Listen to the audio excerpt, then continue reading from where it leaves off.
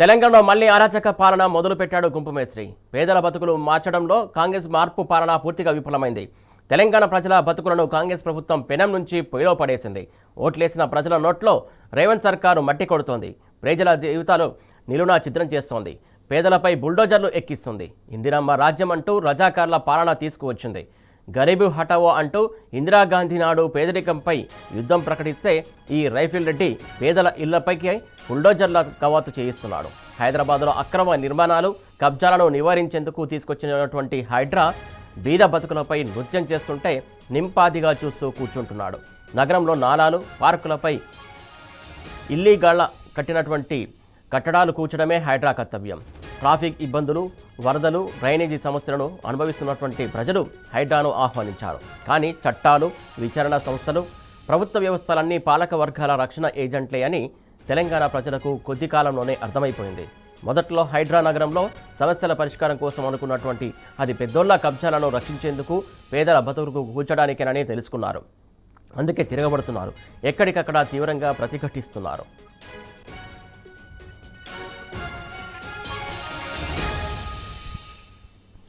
Right, Hydraa కూల్చివేతలకు సంబంధించి తాజా updates అందించడానికి మా కరెస్పాండెంట్ రంజిత్ సిద్ధంగా ఉన్నాడు. రంజిత్, చెప్పండి, మొత్తానికి హైడ్రా ఎక్కడ పడితే అక్కడ కూల్చివేతలు కొనసాగిస్తున్నటువంటి సందర్భం ఎలా చూడాలి?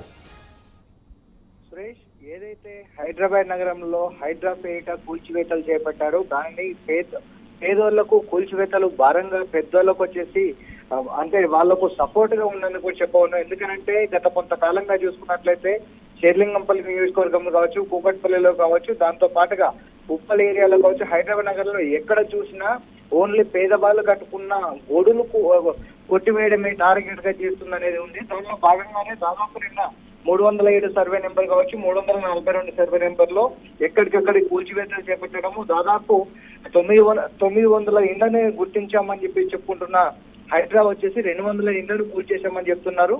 దాదాపు వాళ్ళు దానికి సంబంధించినటువంటి కరెంటు బిల్లు కావచ్చు, వాటర్ లైన్స్ కావచ్చు, రోడ్లు, డ్రైనేజీలు, దాంతో పాటుగా జిహెచ్ఎంసీకి ట్యాక్సులు కడుతున్నప్పటికీ కూడా ఎందుకు కూల్చివేతలు చేపట్టారని కూడా ఆగ్రహం చేసిన పరిస్థితి ఉంది. చిన్నపిల్లలు, వృద్ధులు చూడకుండా ఏక తరుణంలో 290 ఇళ్ల బుల్డోజర్లను తీసుకొచ్చేసి పండుగ పూట వారికి శాపంగా మారినట్టుగా కూడా చెప్పొచ్చు సురేష్. దాంట్లో భాగంగా చూసుకున్నట్లయితే శ్రీనివాసపురం సంబంధించిన ల్యాండ్ వచ్చేసి దాదాపు 440 ఎకరాలకు సంబంధించిన భూమిలో 317 ఎకరాల భూమి ఉంది. దానిని కాపాడటం కోసము ఆ 300 ఇంట్లో ఉన్న సర్వే నెంబర్ లో అన్ని ఇండ్లను కావచ్చు, బడా బావులకు సంబంధించిన ఆప్తలను కూడా కూల్చివేశామని చెప్పే పరిస్థితి అనేది కనబడుతుంది. దానిలో భాగంగానే ఈ రోజు Hydra commissioner Ranganath press meet పెట్టేసి కూడా దానికి సంబంధించిన వివరాలను వెల్లడించారు.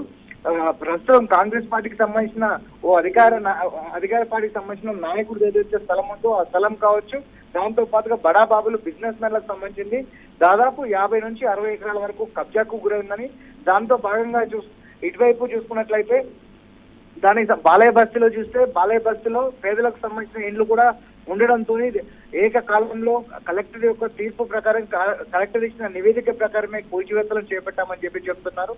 కానీ ఒకవైపు పేదలు వచ్చేసి వాళ్ళు అక్కడ ఎన్ని సంవత్సరాలుగా నివాసం ఉంటున్నారు, వాళ్ళకి ముందస్తుగా ఏమన్నా నోటీసులు ఇచ్చారా, లేకుంటే ముందస్తు ఏమన్నా సమాచారం ఇచ్చారా అధికారులు? అసలు ఇప్పటికీ చూసుకున్నట్లయితే గత 20 సంవత్సరాలు 25 సంవత్సరాల కాంచి నివాసం ఉంటున్నామని చెప్తున్నారు. కొంతమంది వచ్చేసి తాతల కాలం నాటి కూడా ఇక్కడే జీవనం గడుపుకుంటూ కూలిపని చేసుకుంటే జీవనం కొనసాగించే వాళ్ళము. అలాంటిది తాతల తల్లుల నుంచి ఉన్న ఇలాంటి అంటే రూపాయి కూడేసుకొని కట్టుకున్న గూడును కూల్చేశారని కూడా ఆగ్రహం వ్యక్తం చేసిన పరిస్థితి. దీనికి సంబంధించిన ముందస్తుగా ఏనాటి నోటీసులు ఇవ్వలేదని, తెల్లవారం అంటే పండుగ రోజు ఆదివారం అమావాస్య కావడము, అమావాస్య రోజున పెద్దలకు బియ్యం ఇవ్వడంతో పాటుగా తెలంగాణకు ప్రఖ్యాతగాల్సిన బతుకమ్మ పండుగకు పూలు పేర్చుకొని పండుగ చేసుకోవాల్సిన ఇళ్ల ముందు ఇంట్లో ఉన్న సామాన్లు కావచ్చు, బట్టలతో సహా బయటికి తీసుకునే ఛాన్స్ లేకుండా పండుగ రోజు ఒక విషాదంగా ఇంట్లో కూలిపోయి గూడు లేక కనీసం తినడానికి తినలేకపోతే రోడ్డు మీదకి వచ్చిన వాళ్ళకి దానికేమన్నా డోనర్స్ తీసుకొచ్చి టిఫిన్లు పెట్టి భోజనాలు పెట్టిన పరిస్థితి,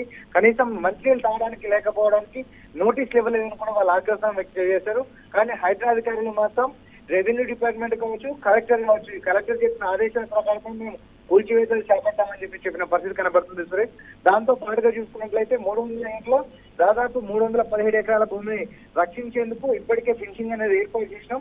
దాంట్లో అధికార పార్టీకి సంబంధించిన నాయకుల వద్దలు పలకకుండా దానికి సంబంధించిన ఈ కూల్చివేతల్లో భాగంగా అన్ని కూడా చేశాము. పేద పెద్దలు అనేది లేదు, అందరిని కూడా ఒకే రకంగా చూడటమే హైడ్రా అని చెప్తున్నారు. ఇప్పటికైనా పారదర్శకంగా చేస్తున్న హైడ్రా పైన నిందలు మోగిపోతాయని కూడా రంగనాథ్ చెప్పిన పరిస్థితి కనబడుతుంది.